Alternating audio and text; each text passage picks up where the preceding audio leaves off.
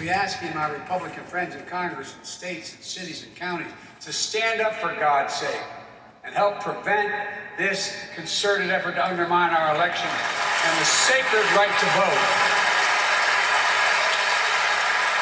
Have you no shame? As we said, genuine passion from the president today. The Associated Press, however, pointing out, quote, despite his ringing words on Tuesday, he avoided any mention of trying to alter the Senate filibuster rule that stands in the path of federal legislation. For more, we are so happy to welcome back tonight Juanita Tolliver, veteran political strategist to Progressive Candidates and Causes, and one Michael Steele, former chairman of the RNC, former lieutenant governor of the great state of Maryland, the host of the Michael Steele podcast. So, Juanita, it is getting tough out there. My evidence, Exhibit 1, join me in listening to how our friend Nicole Wallace started her broadcast today. Tragically and perhaps ironically, based on how he clinched the Democratic nomination, President Joe Biden will now forever hold the distinction of having served as president during one of the greatest rollbacks of access to the polls in recent American history. So, Juanita, tough but fair. It gets worse. Here's Jeff Greenfield talking about the Democrats. They have a majority coalition. They control the White House, but the Democrats are trapped in delusions of rewriting the rules while the GOP figures out ways to bend them. And not to be outdone, Steve Schmidt today said Chuck Schumer is not the leader these times demand. So how are Democrats going to deal with all these pressures, Juanita? Look, Brian, Democrats absolutely have to get it together, and the clock is ticking for them to do that. And I definitely appreciate all this commentary, especially from Nicole Wallace, because she hit the nail on the head by having historic turnout, especially from Black and brown communities, and sealing the 2020 election, not only for Biden, but also for Democrats in the Senate. This is how they return the favor to those very voters who we know are being targeted by these voter suppression bills. And as I mentioned yesterday, it was going to be utterly disappointing if Biden didn't lay out any commitments to explicit action that he's going to take in terms of applying pressure to the Democratic Senate caucus to getting the For the People Act and the John Lewis Voting Rights Act across the finish line. And sadly, that is what happened today. Yes, he showed a lot of energy and enthusiasm and understanding the issues that are at stake with these voter suppression bills, not only for our elections, but also for our democracy writ large.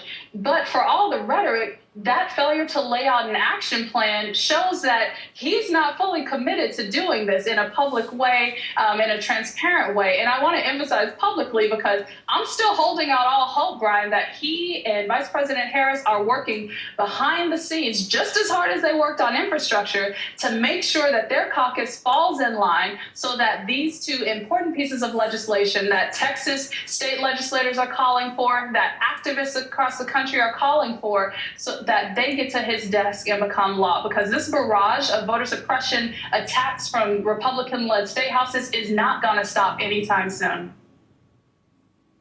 And Michael, that's saying a lot about your Republicans. There's no denying that this is now part of, if not their entire brand. Do they continue to go deep on voter suppression, having been called out? Everyone is watching now. Question for you, Brian. Who's going to stop them?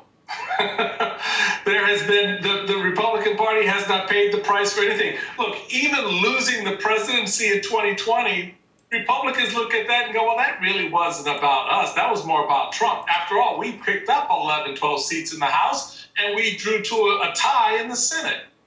So where are the consequences? There have been no consequences for the rollback of rights and the reordering of constitutional norms and principles, of using the White House as a grift palace, and using the RNC as an ATM. There is no consequence for any of that. So to your question about what happens going forward on voting rights, who's going to stop them?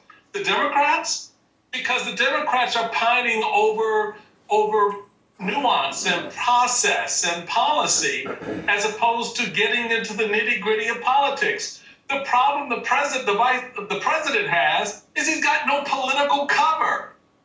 He can go out and give a heart-moving expression of the national frustration around voting rights and the desire to do something.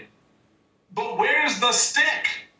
Who's going to help him levy the stick upside some Republican heads in the Senate, in the House, or anywhere else in the country they need to? That's what we did in 2010. We leveraged against our opponent. We turned their strength into a weakness. And here you don't have that kind of thinking around the Democratic organizers to give the president the political cover so he can go out, give the high-minded speech. The country applauds him. Meanwhile, someone's getting their knuckles cracked in the United States Senate. Manchin, Sinema, to name a few. To our viewers, note the passion. This is the stuff of 11:47 a.m., not p.m., and we're so appreciative of these guests. Juanita, I can give you all of 60 seconds for this follow-up. And you touched on this, a glancing blow on this topic. The voters from black and brown communities that the Democrats are counting on, if all else fails, if there's no federal legislation, if lawsuits are in the federal courts for years to come, they're still going to count on the core voters to get to the polls no matter what and try to embarrass the Republicans at their own game. But Brian, the reality still remains. You cannot out-organize systematic voter suppression. It just doesn't work that way. Brian Williams does not hear you, dear. I wish to God he hears you. He doesn't hear you.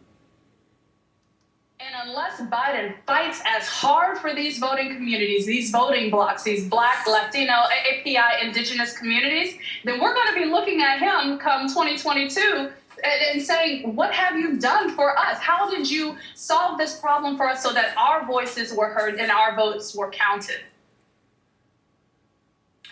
We can't thank our two guests enough tonight for bringing the passion and taking our questions, though Michael did ask his share during his answer. Juanita Tolliver, Michael Steele, two good friends of this broadcast. We'll do this again. Thank you, folks. Coming up for us, why some businesses are